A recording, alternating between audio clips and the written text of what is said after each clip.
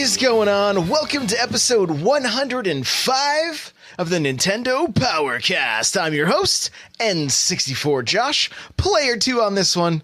The cruisin' Hate Zero. What's up, dude? What is going on? And what up, NPC fam? It is your boy, Hate Zero, your hero. I'm back. I'm back. He's back.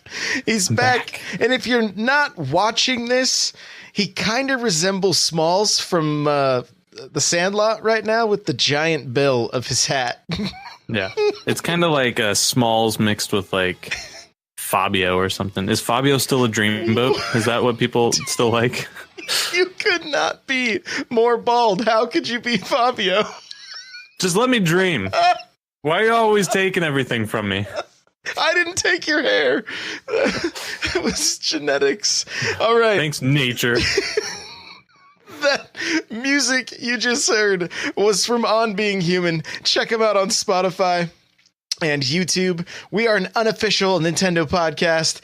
And if you want to get yourself a free book from Audible, you can go to audibletrial.com/NPC. There you can pick up, I don't know, I've been recommending Console Wars. Guys, it's so good. And the author of that book followed me on Twitter this week because I talk about it so much and I have people tweeting at me.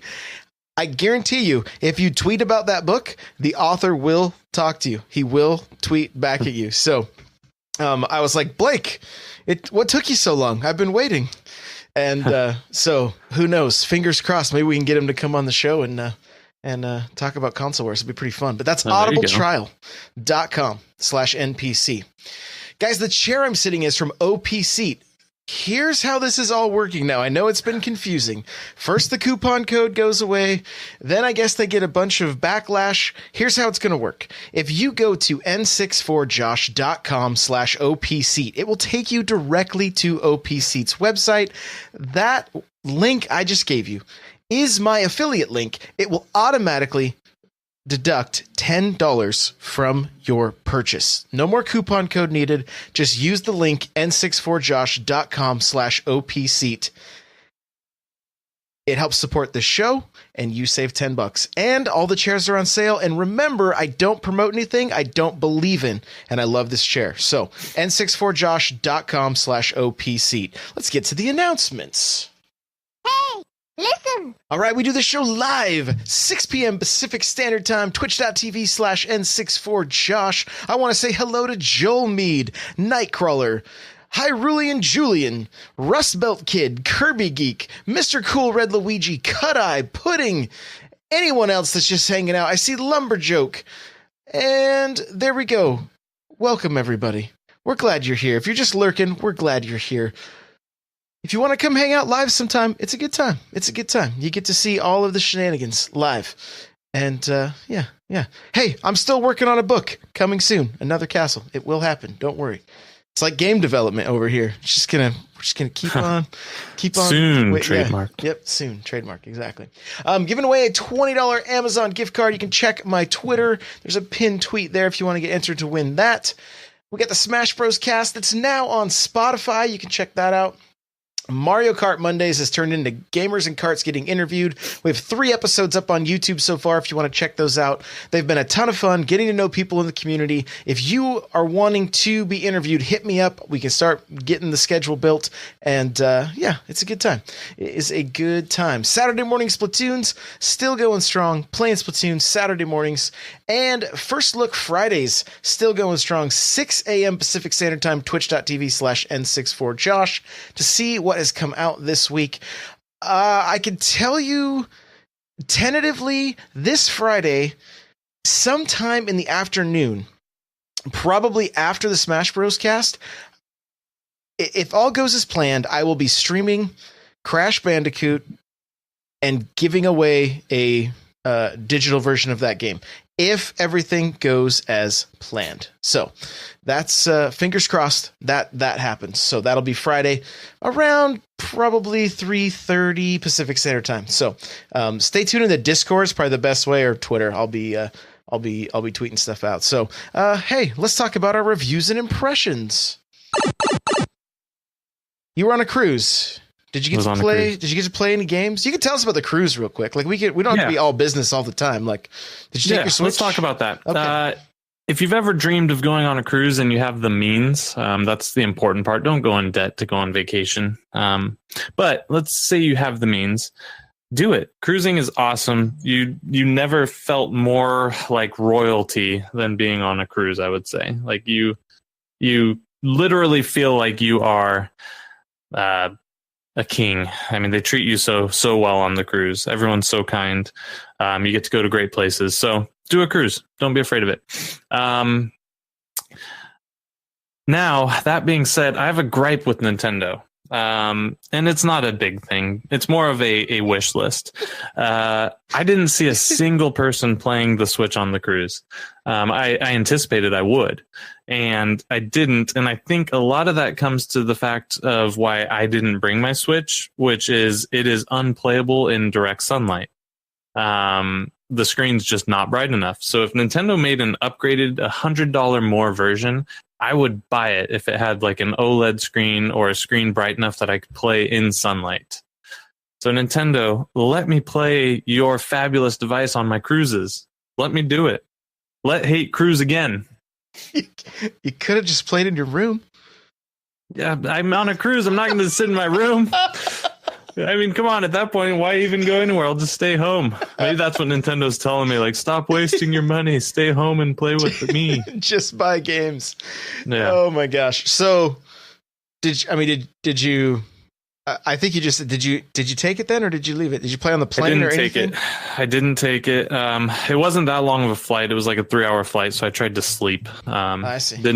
Didn't play it. I'm probably gonna. We've got another one scheduled for October, and it's leaving out of Florida, so it's like a 6-hour flight. So I will, and one of the days has a long layover, so I'm going to be bringing it on that one. I do really do wish there was a way to play it in direct sunlight, because it's just, I mean, have you tried it? Have you played outside, like not under a tree or something, but just in like sunlight?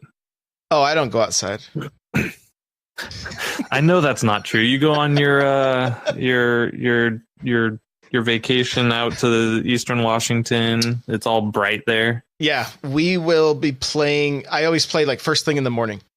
And the way the cabin is that we stay at, the sun takes a while to get up over onto the deck. So we're in the shade until about 10:30, 11 o'clock. So it works out. It works out pretty good. Okay. So, but I totally agree. It's really like driving or something if it's sunny. I mean, it's been that way with the only system it wasn't that way with was the Game Boy. You were like, there's lights. Right. This is amazing. You should have took a Game Boy with you on your cruise, man. You would have been like totally retro. The Game Boy Advanced, was it the SP or the regular? That one had a bright enough screen that you could play in direct sunlight. Like, I had no issue. I know that because I played that game by Hideo Kojima where you had to go outside to charge your gun. So, Boktai, I believe, was the name. So, wait, I've already butchered that one. I'm not even going to go there. So do you have any reviews or impressions for us? Just maybe your cruise you said was a blue show. I never got to talk about Fortnite on the Switch. Okay, let's hear it. It came out before I left. So, I think the game is every bit as good as it is anywhere else on the Switch. I was concerned that the 30 frames per second would be an issue. I was concerned the draw distance would be an issue. None of that is true. I haven't experienced any lag in the game either, which is surprising. So if you're at all interested in Fortnite, it's free and you have a Switch, you might as well at least try it. Form your own opinion. Yeah, absolutely. It's a ton of fun. I even dropped a little money on it, bought the battle pass, bought the starter pack. Oh, there you go. Yeah, it's a lot of fun. I was surprised. I clearly, like, I've been top 5 almost every match I've played. Caveat: the people who are top 5 with me are all better than me. Like, they build stuff around me and kill me by building on me, and I have no defense against it. So I was gonna say, so you hide for like 15 minutes? I kill people. I try to play it like a shooter, and okay. That works up until the final few who are actually good at the game. Right. So. Well, I put in quite a bit of time with Mario Tennis Aces. My review is about halfway written. This score is going to surprise people, okay? This score is going to surprise people. But I'm going to go for it. You guys ready? 7 out of 10 Power Gloves. Yeah. Eric is shocked right now. Full on Home Alone face. I really enjoy this game. Okay? I really, really enjoy this game. This game does a lot of things right, and it does a lot of things not so right. Sure. So I like that they put on a single player. But when they said, oh, you can level up, they kind of gave us the impression that it was going to be like the games in the past that were an RPG. It's not the case. It's not the case. All you do is just play and you watch a level go up. That's it. There's not a whole lot going on there. You're not adding any kind of skill points, anything like that. Does that bother me? Not necessarily. Whatever. I could just play through the single player and it's fine. Still fun. Still fun. Remember, 7 doesn't mean the game is garbage. Literally unplayable. That doesn't mean that. Okay. Online. Very tough. It's tough. People online are good. They're very good. I've had some great matches. I've had some not so great matches. I've played against people in the community. We've had fun. I played with 4 streamers and we did a multi-stream trying to get into the same room together. So convoluted and weird. Okay? And here's what everybody I ask, what do you guys think of the game? It's rage inducing. I've not been at that point. I've enjoyed what I played. I put so much time into the beta that I feel like I got a good grasp of the game. But there's modes that are just missing. There's options that are just missing. This game is going to be an 8 or a 9 out of 10 after a handful of patches. I can tell you that right now. But in the state it's in, and it just seems like simple little things that were in the first Mario Tennis on 64 are missing from this. Like being able to change your matches to the way you want to play them. Nope. You get to play short or extended. That's it. Short or extended. So just odd choices. Trying to play the online without playing in tournaments.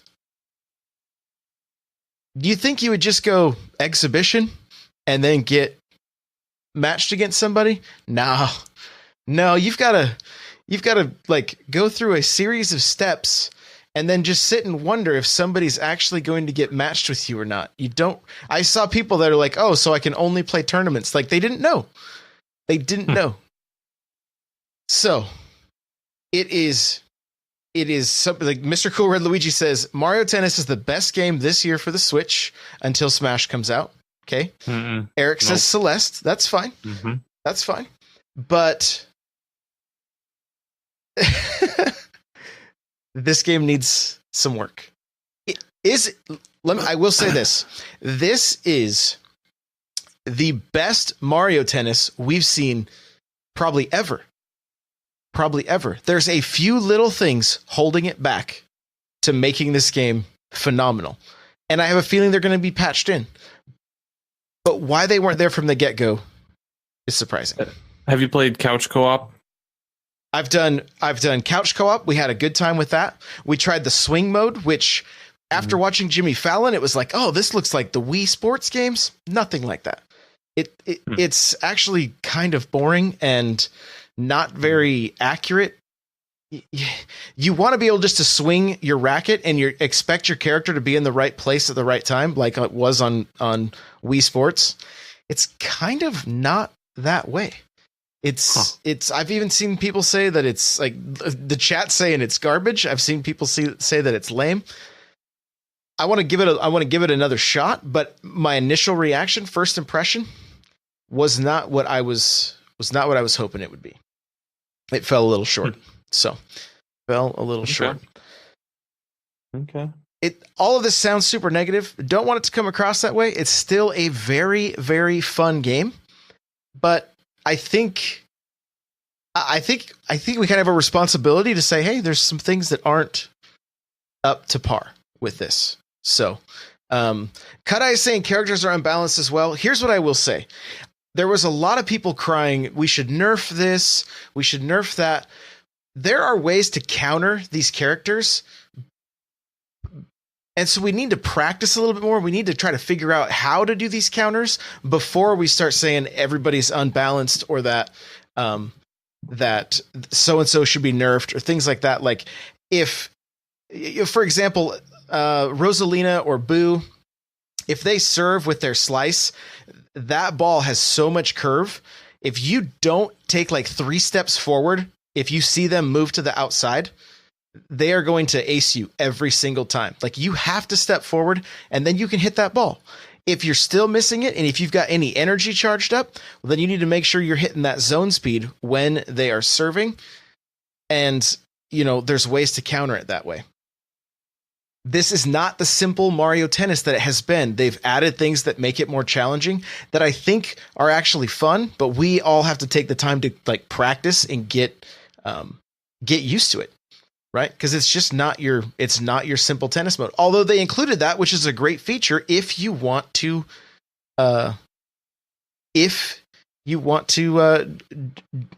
jump into that. Nightcrawler from the chat says, when the best player from the test tournament says that Bowser Jr. is unbalanced, I believe him. Hey, I mean, I won't even argue with that. But that's kind of I think that's the second time I've heard that Bowser Jr. is like top tier. Most of the time I hear that it's Boo or Chain Chomp, right? Like it kind of depends. Like everybody has their own crutch character that they want to bring up. So, yeah. So, and a lot of these arguments of, characters being OP in any game, doesn't really matter to most of us because, I mean, to be honest with you, I'm never going to be good enough that me playing with Bowser Jr. or Boo or any of them are such a big deal to you that you can't beat me with other characters. I'm just not going to be that good at the game. I'm nothing more than a filthy casual at this point in my life. And so they could probably nerf them, but unless you're playing ultra competitive, I just think we need something to complain about. That could be. And the other thing is, if you want to have fun with this game, get a group of friends together, get into the Discord for voice chat and have some fun. There is a ton of fun to be had. Like I've enjoyed playing the single player. It's probably tops 3 hours to get through the whole thing. That to me is a perfect time for this. I wouldn't want to do it any longer than that. Like it was like, okay, if I have to do, because like the boss battles they just rehash the same thing over and over again with a different skin. Like I wasn't expecting some deep story here. I was expecting some goofy Mushroom Kingdom shenanigans, and that's what I got from it. So, 7 out of 10. Power Gloves, still a good game, but does need some work. It does need some work. So, you go ahead and at me at N64Josh and let me know that I have fallen from fanboy status. I'm not sure. I'm hoping, but. Yeah. I guess. I'm surprised you didn't give it 7.9 Power Gloves. Well, I'm not quite Fran. So, all right, let's get to the news.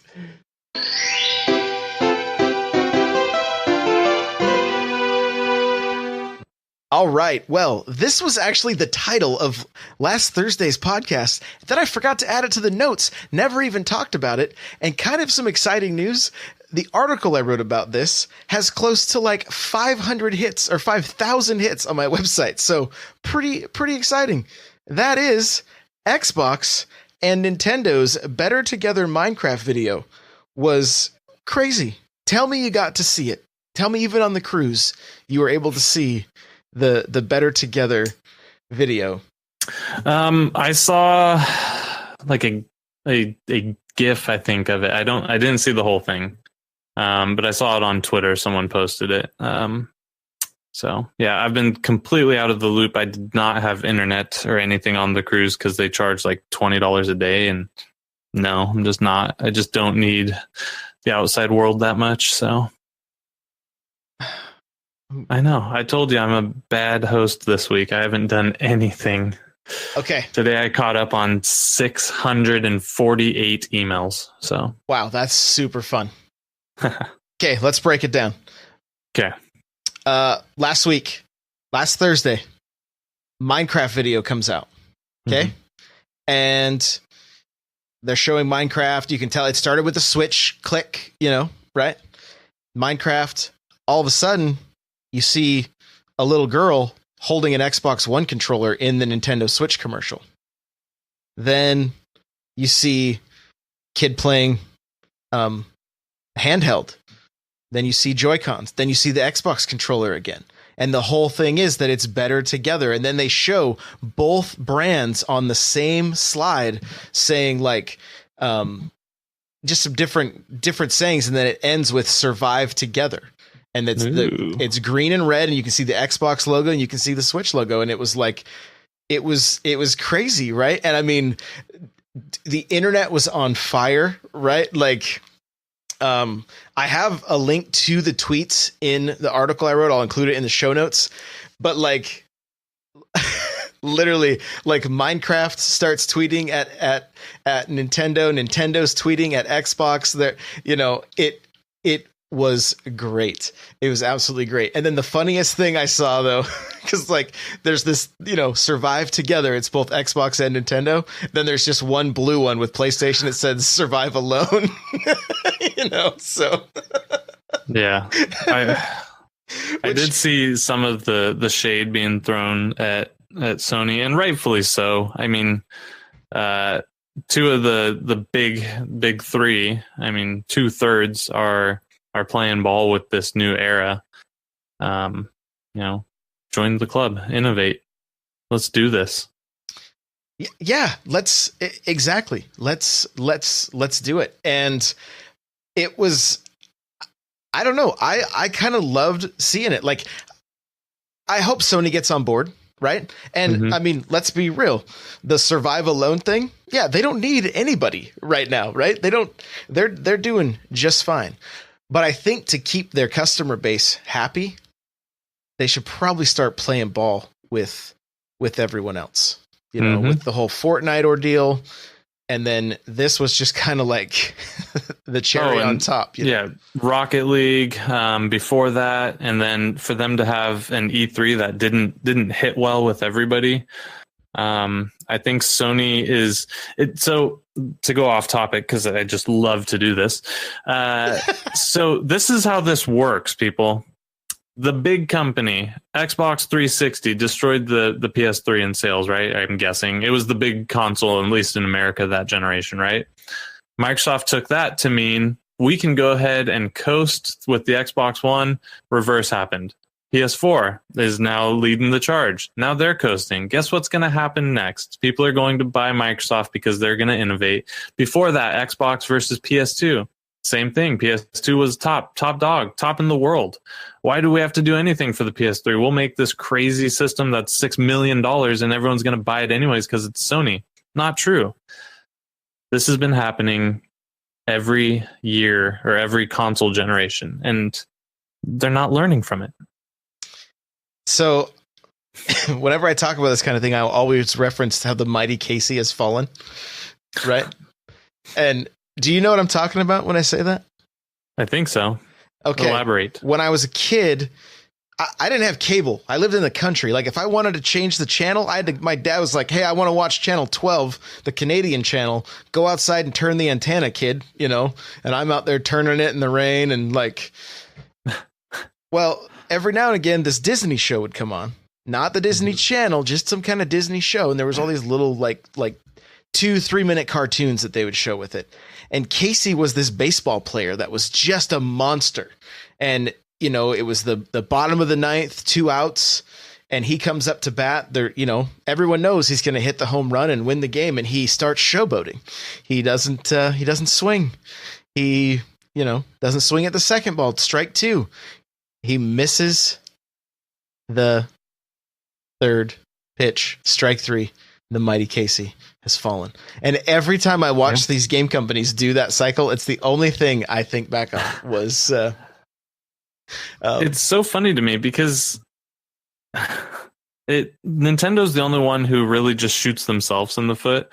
Like they've always just beat to their own drum. They don't.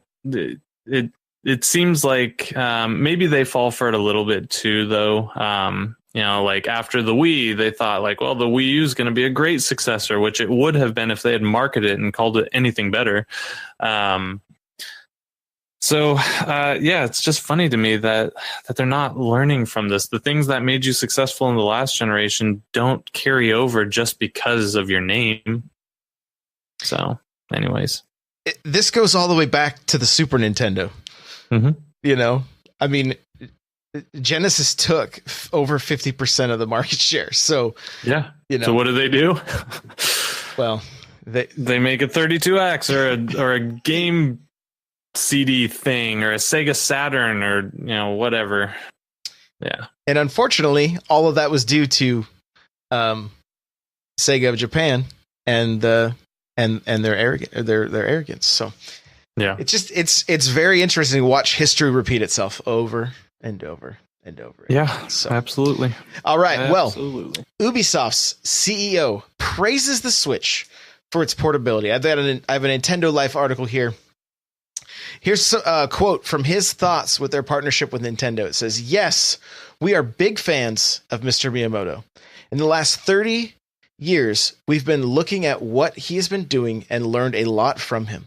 Being able to approach him and his team is really something that is a wonderful experience for all the teams at Ubisoft. They love to collaborate and learn from him." And of course, we have Mario plus Rabbids. DLC is out now, $15.99. If you want to be able to check out one of the games they're talking about, the other, of course, being Starlink. What do you think about this quote and seeing this praise from Ubisoft? Ubisoft is one of those love and hate relationships. I love some of their games. I hate some of their tactics. And not tactics, but maybe tactic. I don't know. I do love some of their games. Obviously, I love Rainbow. Mario Rabbids was good. I don't like the and the South Park games are phenomenal. I don't like the Ubi Play. What's that thing called that you have to participate in? I hate all that stuff. You play, right? Yeah, not a big fan of that. But it seemed like EA did that too, and it is what it is. But yeah, I mean, obviously they're one of the huge brands out there. So if we can get more of their titles, bring it on. That's awesome. Let's get Rainbow. They've said Rainbow Six is not going to be. There is not going to be a Rainbow Six Siege 2. They plan on taking Siege to a 10-year life cycle. So if that's the case, season 5, bring it out on the Switch. I don't care. I'd love to play that on the Switch. I don't care if it's nerfed down a little bit. I want it. Yeah, I mean they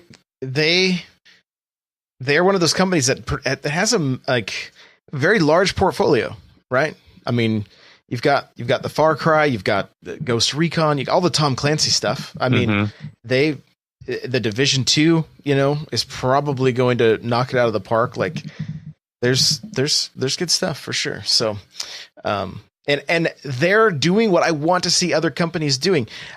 It brings a question to mind. What if, do you think we could see this, or would you like to see this? What if instead of EA making FIFA on the Switch with that custom engine, what if they let them make the new Strikers? And I know probably some people in chat are going to get pretty angry, and somebody may not like me for that question, but what would you think of that? What if who makes Strikers? EA? Yeah. What if EA took their FIFA engine, and then Nintendo said, "Here, get creative with this." I don't think we want EA touching any Nintendo titles or intellectual properties. But yeah, I mean, I think they could possibly do it. It's not going to happen. I don't think they're going to do it because EA is one of those big companies that thinks they're too big to fail, and I don't see them that would be a risk, and it wouldn't be an easy development cycle, and it would cost them money. I don't see them doing it. But having a Mario sports soccer striker style game seems like a ridiculous idea not to do. Soccer seems to be gaining popularity more so in the last year than I've seen in the last 15 years. It seems to be on a huge surge, and not to capitalize on that is foolish. Well, here's what I'll say, because I knew chat would light up, and there's people saying no, keep EA away from anything Nintendo. Like, look, I understand, but I learned a few things from E3 this year about EA from having a friend, I think, who was actually brought to E3 by EA. She on Twitch, she goes by Miss Team KK. Her name's Lauren. She's awesome.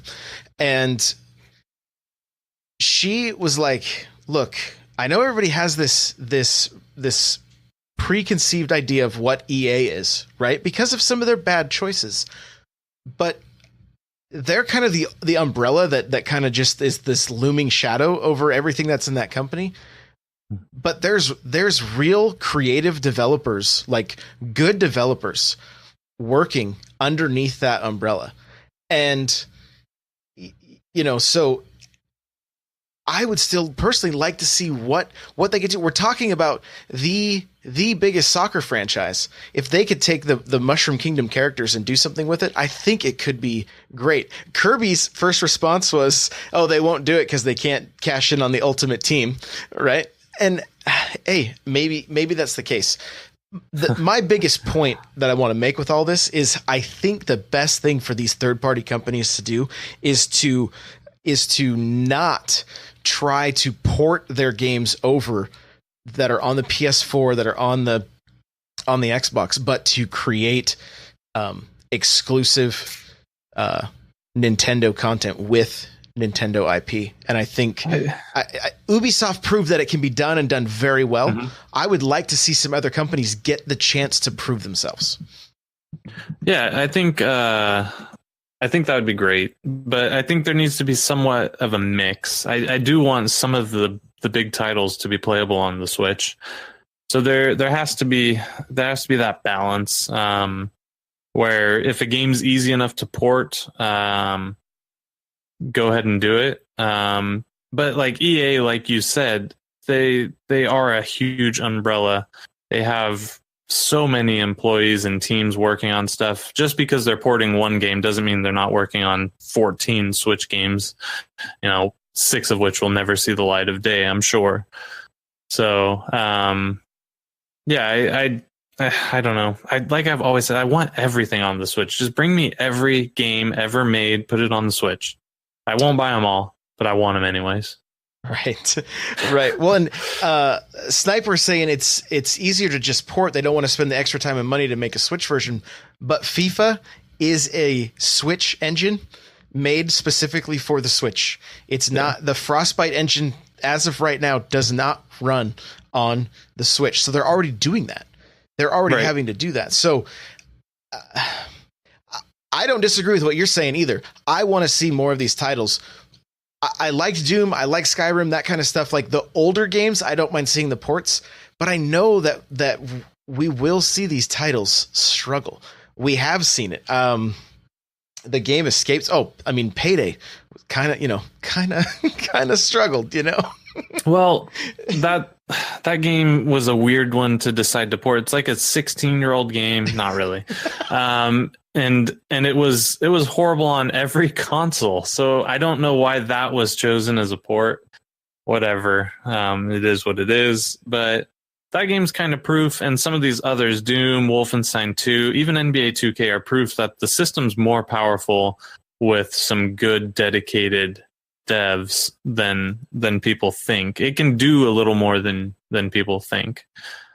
So yeah, I don't expect every game. The new Battlefronts or Battlefield 5 or whatever Battlefield, that's not going to be on the Switch. I get that. I'm not crazy enough to believe it would be, but some of these other games that aren't crazy powerhouses, yeah, I mean, I want them. I like Madden. I want Madden on the Switch.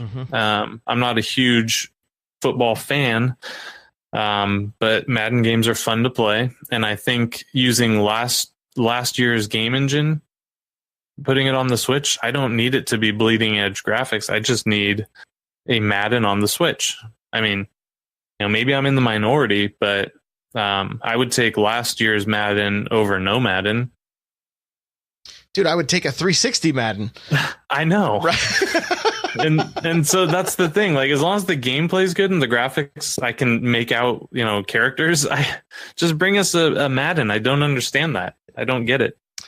Yeah, I don't want to beat this into the ground, but the last thing is my gut feeling is that EA is still dipping their toe in the water with FIFA, but I have a feeling we're going to start seeing a little bit more from them in the near future. That's just kind of my gut feeling. Could be completely wrong, but anyway, on to more good news. Virtual Console, not happening. Done. It's not happening. Okay, it's not happening on the Switch. This is a quote from Reggie. Here's what it says. Virtual Console successor is Nintendo Switch Online, right? With the mentality that says we're going to be offering a slate of games, and it's a slate that's going to increase over time. For many of these games, there's going to be additional online capability provided in those games. That's the vision we have for how to best bring our legacy content to Nintendo Switch. You okay? You okay? Yeah, you know what this means is they're going to sell us NES, Super NES remixes and stuff like that. They're going to find new creative ways. They're going to sell me Ocarina of Time on this console. I guarantee it. I just don't know how it's going to be packaged. So yeah, I don't really care. I'm in the I want it for everybody, but I'm not going to buy most of these games. And even if I do buy them, I'm honestly not going to probably play most of them anyways. Like you've said before, you have all these games that are cool to just see, like, oh, look, I've got every Mario game, but I'm not going to go back to them outside of maybe for a quick 10 minutes of nostalgia. I think you're going to see Ocarina through the Nintendo Online service. That's what I think is going to happen, because Nintendo's not going to have that many, or you're going to see a HD remake of some kind. You might see the port come over, but I foresee that there's only going to be so many NES games that they're going to put onto this, and then it's going to move to Super Nintendo games, and then probably 64, and maybe some Game Boy Advance. I mean, that's the thing. They have a large library, but eventually they're going to run out, and the life cycle of the Switch is supposed to be fairly long. I mean, we're looking at least another 4, possibly 5 years after the online service comes out that they're still going to be offering games. They're starting with 20. So, I mean, I would assume we're going to see at least 20 a year. Maybe that's a wrong assumption. Maybe it's only going to be like 3. And in that case, we'll never leave the NES library. But a lot of these games are lost to licensing and that kind of stuff too. So, it would be, I mean, and I'm all for it. Look, if we were to get Mario 64 that had online, sign me up. They already make that. You can play with 100 and even Waluigi's in there to help the crazy people. It's a PC. Have you seen that? You can play Mario 64 with like 100 people. They've turned it into a. Oh, yes. I'm sorry. Did I not say Mario Kart? I'm a bonehead. Okay. I meant Mario Kart. I've never played Mario 64, so I don't know if it's good or not. Well, if you play it now, it's not very good. I mean, you have to play it thinking of 1996. Okay. Is the key. I kind of live in 96, so then it's the best game ever. It's the most innovative thing you've ever seen. Speaking of most innovative game I've ever seen and Mario Kart, now add Labo. And that's it. No, I thought Oh, you'd you be weren't joking? No, I'm kidding. That was a good segue. That was a good segue. I kind of expected this, but I didn't think to vocalize it. Once I saw the bike or the racing game within Labo, I kind of expected this day would happen. I should have called it on air. I didn't think to. From now on, I'm just going to vocalize all my thoughts. But are we prepared? Yeah, for I mean, this? why not? Why not? Why not? What are your thoughts on it? I'm sure you're for it. Why wouldn't you be? I mean, well, I tried it. I don't have the Toy-Con motorbike put together. So I grabbed 2 Joy-Cons and held them. My fists are up right now. And I pulled back on the throttle and I started to race, and I got about a third through the first lap, and I went, okay, I've had enough. And we turned it. Yeah, everybody in chat is like, it was a sight to see. Well, the only way that is going to be fun for anybody is if it's like, okay, guys, all of us are going to play with our Labo bike set. Like it. And does anyone play competitively with motion controls? Like, I know everyone spams that I'm using motion controls online, but nobody's actually winning matches with motion controls, right? So I think it could be hilarious if 8 of us got into a room and all played with your air bike method of Mario Kart. I think that should be the new way to play Mario Kart Mondays. Not with the actual Labo, but pretending you have a Labo, so it's even better. Okay. All right. All right. Well, I need to... Let's see. I need to look up... I wanted to look this up earlier. I'm not seeing... Okay, here we go. Are you ready for this? You want to know why this is brilliant? Because this puts Labo into people's hands who have yet to buy the variety kit. For $11.99, they can order just the motorbike. So now Nintendo has figured out a way to sell even just a $12 piece of cardboard. It's brilliant. It's brilliant because hey, Dad, I want to try this. I want to try this Labo. Well, it's $80, son. Nuh-uh. This N64 Josh guy said we can get cardboard for $12. You just gotta Google Labo replacement parts. There you go. There you go. They're gonna be able to sell more cardboard with this without having to actually sell Labo. And then, hey, you get a taste of it. It's gonna happen. It's gonna happen. Yeah, I believe it. And good for them. You know, a lot of money went to the research and development of Labo, I'm sure.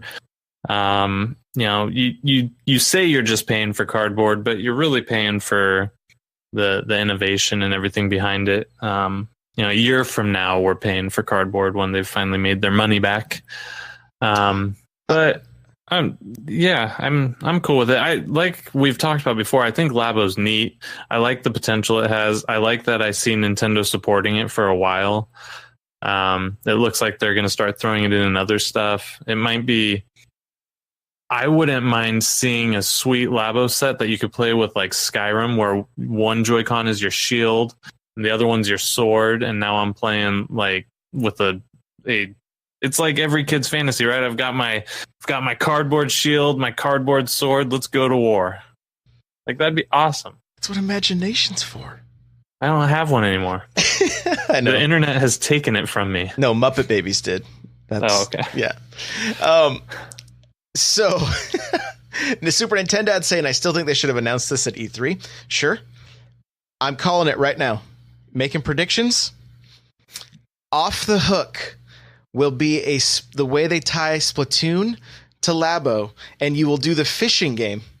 You will have to try to catch the squid, and it's going to be called Off the Hook. Boom. Right there. Right there. I'll let you guys recover from your minds being blown. We'll just take a second here. Yeah, take a second. Off the hook, Splatoon, Labo. It's happened. You watch. So squids are our friends. Octoling? Squids are friends, not food. Nice, Kirby. Speaking of Splatoon, it is going to receive no further single-player expansions. So, to me, hey, bring on Splatoon 3. Let's go. Come on. When are we going to get the... teaser?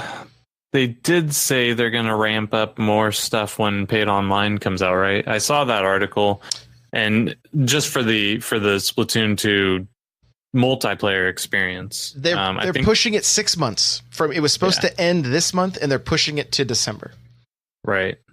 So I suspect you'll still have a fun online experience for the foreseeable future. But yeah, the single player portion of it, I don't think is the bread and butter. I'm surprised we even got the Octo expansion, honestly. The Octo expansion to me is proof that it can be a very viable. They could make a really good. The Octo expansion seems like more of a story. Like it has more story. It's a better experience all around, and seems less like something that is tacked on, and more like something that had everybody's full attention. Yeah. So I'm pretty pleased with that. So here's the last topic. This is quite interesting, and I know it's going to make for some good conversation. Wait, one more thing from Splatoon. Team Pulp won. Just want to throw that out there. Team Pulp. Were you Team Pulp or Team No Pulp? If you had to choose. Oh, I love Pulp. Otherwise, I'm drinking Sunny Delight. Hey, look at this. If I want Sunny D, I'll buy Sunny D. That's right. Okay. You ready for this? Mm-hmm. One U.S. analyst is claiming that all video games will be digital by 2022. Here it is. Here's the quote. Okay. It is a certainty that video games will be approximately 100% digital in the coming years. While exact timing is hard to pinpoint, we think 2022 is a realistic expectation. Yeah. I also am a subject matter expert in my field, and I doth declare that all video games will be right-handed only going forward from 2025 on. Like, who cares? Get out of here. Get out of here, guy. Get out of here, guy, with your fake news. Go home. What if he's right? What then? That's certainly how things are trending. But Microsoft is leading this march, by the way. Like they are leading this march right now. You know, yeah, Nintendo with Mario Tennis. Hey, you want to get an extra $3 back? We'll give you $6 back if you buy Aces digitally. It's more money in their pockets. So as gamers, we probably end up getting more content. It's a win there, but man, it's really hard for me to see physical games go the way of the dodo. I don't see it happening. Blu-rays don't cost that much. So maybe Nintendo, if they keep going with the cart solution, sure. But like Kirby said, our internet providers are still trash. That's not entirely the case. They definitely are, but our infrastructure for middle America doesn't exist. If you want solid internet outside of cities, you won't be playing video games in 2022. I mean, that's the reality. The infrastructure is not there. So I think, the next Xbox, next PS4, they're still going to be Blu-ray based. They're going to be, 4K Ultra HD Blu-rays or whatever the new version of that is. I don't see it going away this quickly. But I see it trending more towards it. So a lot less prints will be out physically. I assume they're going to be pushing more digital. They're doing that more all the time. But yeah. I think when we look at things like Steam, and we can see there's probably a lot of you guys listening to this that have a Steam library that collects digital dust on a regular basis. I think I even have a couple games. I don't even use Steam ever.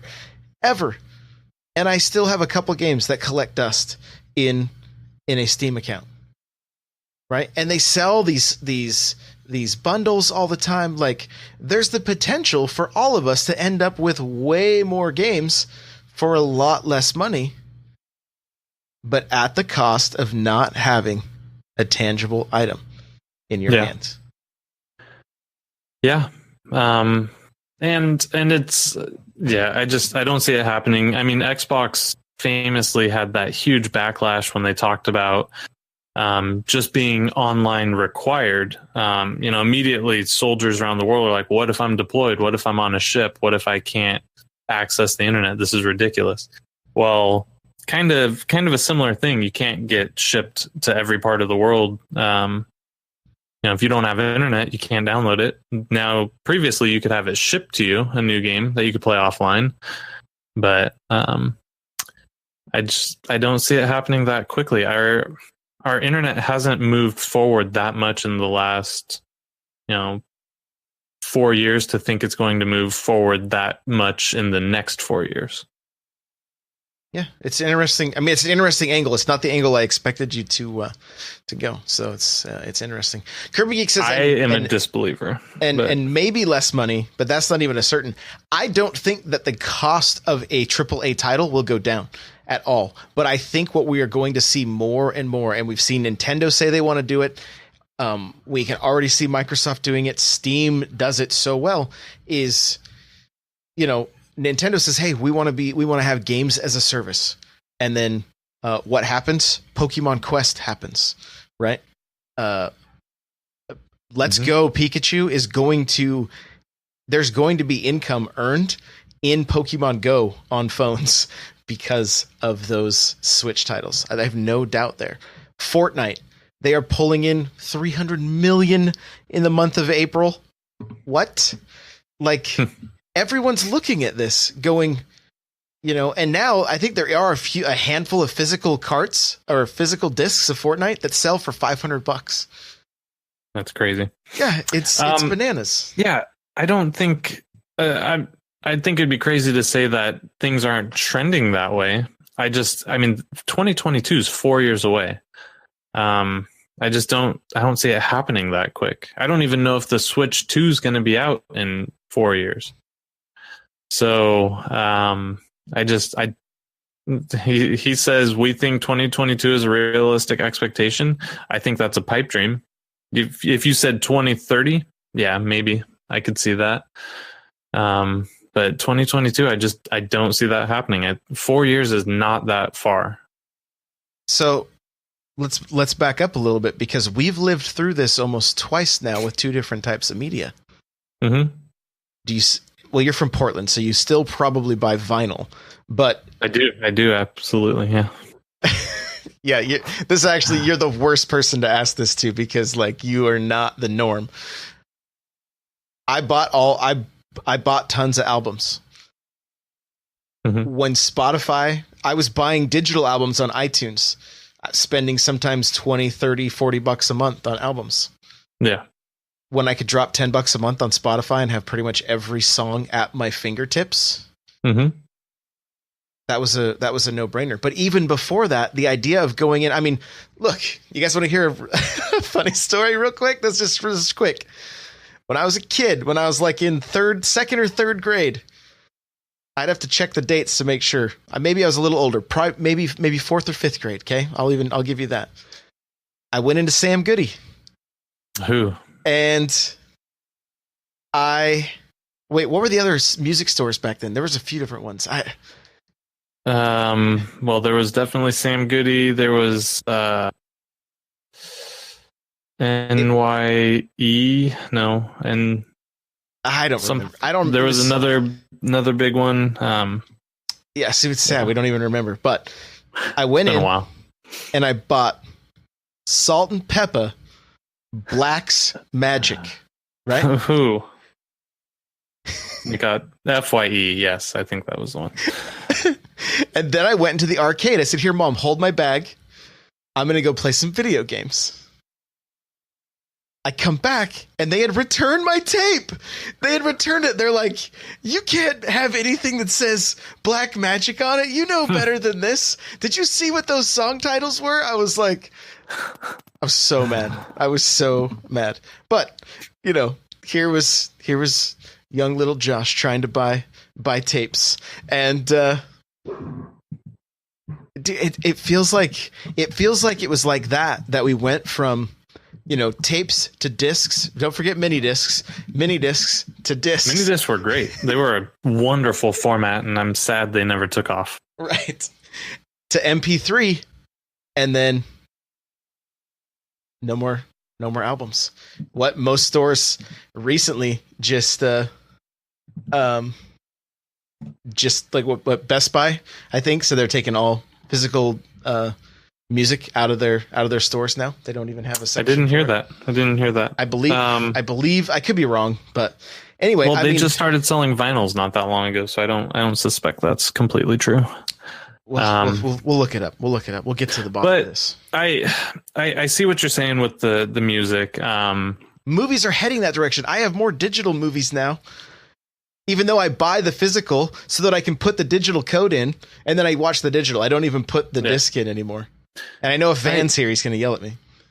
I understand that for certain media like that, but the download for a Spotify album is megabytes. We're not talking Xbox One X titles that over 100 gigs.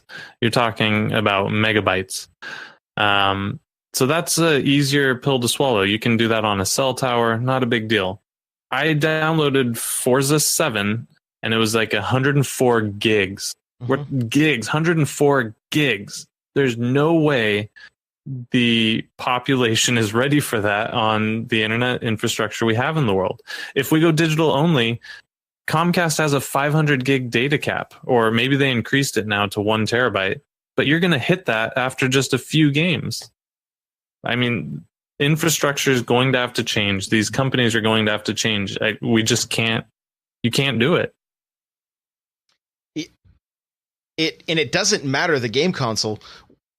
Storage is going to be an issue also, right? Yeah. Because you're talking about having 4 copies of Forza 7 on the original Xbox because it's like a 500 gig hard drive, right? Yeah. Tops. And then maybe a handful of like arcade style titles. The Switch, I mean, you're going to run out of, I mean, how many people have more than one? I don't even buy digital, right? And I'm looking at having to open up my other 128 gig SD card here. Yeah.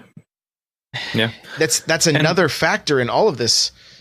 But I do think if the companies can figure out a way to keep retail selling hardware, this may happen faster than companies may be pushing this way to have higher profit margins. Oh yeah, I totally get it. For a lot of these indies and like Fortnite and games like that, it makes perfect sense to me. You know, you can get your games out quick. There's less costs involved too. But yeah, I totally get it. You know, I don't suspect Celeste will come out physically unless it's in like a limited run type thing. That makes sense to me. But for these big titles, I think you know, like Forza 7, you can download it. Don't get me wrong, but I think you're going to be a while before you can fully go all digital on that. I don't see it happening anytime soon. And games are only getting bigger. It's not like we found better compression out there. Games are getting larger. So this is true. I don't know. This is true. Well, stay tuned to episode 2000 and 6,000. Yes, on the year 2022. We'll find out. So, all right. Well, hey, we have a quick question, and then we're gonna wrap this thing up. Okay. All right. This comes from Games Smarter. All right, in the Discord, and he says, question for the show. With the Hylian Shield, it's an older question too. It's from the first of the month. I just kept forgetting to read it because I'm kind of a bad host. So here we go. With the Hylian Shield edition of the 2DS being announced, I got to ask, Josh, you said a while back that you swapped your account off of 3DS to the new 2DS. Do you regret it? Did you actually use 3D? What's your recommendation for someone who does and doesn't use the 3D function? I have an original 3DS and the Zelda 2DS from Black Friday, and I feel like a new system would be better for me. I do have access to my wife's Black Friday white new 3DS if I need the faster processor, but that's a smaller screen.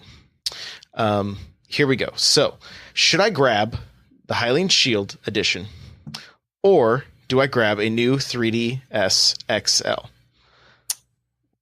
What do you think? Get the Hylian. If 3D isn't your motivator, get the Hylian Shield version. It's got the same processor as the 3DS XL. It's still the new 2DS XL, so it has the Super Nintendo games and everything else that are compatible. So I don't think there's a reason. However, I have heard the build quality on the 2DS XLs are not quite as refined as the 3DS. You can confirm that? Yeah, they do feel just a slight bit janky compared to the new 3DS.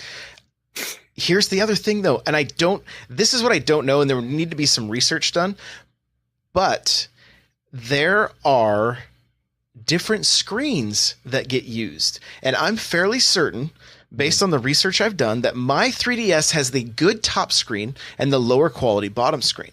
And I think the new 2DS has a higher quality screen, top and bottom. When I've switched over, it looks better. It looks better. It looks sharper, crisper, that kind of stuff. And so I have no regrets switching over to the new 2DS. I like the feel of the system. I like what they've done with the SD card and the where you put the games. That it's shielded. The games will fall out in your pocket. That kind of stuff. I've had Animal Crossing lose progress. That kind of thing. And so, I would say go with that Hylian Shield because that thing is sweet, and that's bread toast 2DS model coming this year. Thank you, Kirby, for not skipping a beat, dear. All right. So breader is the new word. That is the new word. All right, man. Let's put a bow on this thing. Where can people find you? You can find me on Twitter at HateZero. I promise to be done cruising for a little bit and be more engaged. HateZero with an X. You'll find me on Discord. Go to n64josh.com/Discord, I believe, for the link. Yep. n64josh.com/Discord. It's turned into a crazy community. It's like a small family. It's not even it's like a really close village at this point. Everyone's great in there, and yeah, it's a good time. So definitely join us there. If you want to interact with us quickly, that's where you're going to do it. So we're pretty much in there, as much as we can be. So yeah. There you go. Oh, you'll see me here Tuesday nights, 6 p.m. Pacific Standard Time. There you go. Live. Guys, you're going to follow me on Twitter at N64Josh. You can follow this show at NPowercast on Twitter. Show notes can be found, n64josh.com/NPC105. If you have a question or comment for the show, you can email us, npc@n64josh.com. Remember, get yourself a free book from Audible by going to audibletrial.com/NPC. Pick up Console Wars and then tweet about it and have a little conversation with the author. It's pretty cool. The chair I'm sitting in, guys, from OP Seat. Go to n64josh.com/OP Seat to save $10 at checkout just by using my link. And remember, the summer sale's going on right now. $50 off every chair, plus the 10, you save $60 right now. It's a great time to buy. I love this chair. I highly recommend it. real quick, here's what this thing does. Not only does it go up and down, you can recline it. I'm not talking like lean back. You could do that too, but it's like a car seat, right? This is like a racing seat. So you can recline it. You want to move the arms up, down, in, out, forward, back, fully customizable, guys. Check it out. OP Seat. They're good gaming chairs. n64josh.com/OP Seat. If you want to get yourself an extra podcast for just $1, it's a Q&A show that is fueled by you guys. You let me know the questions. I answer them. Patreon.com/n64josh. You can check out the different tiers available there.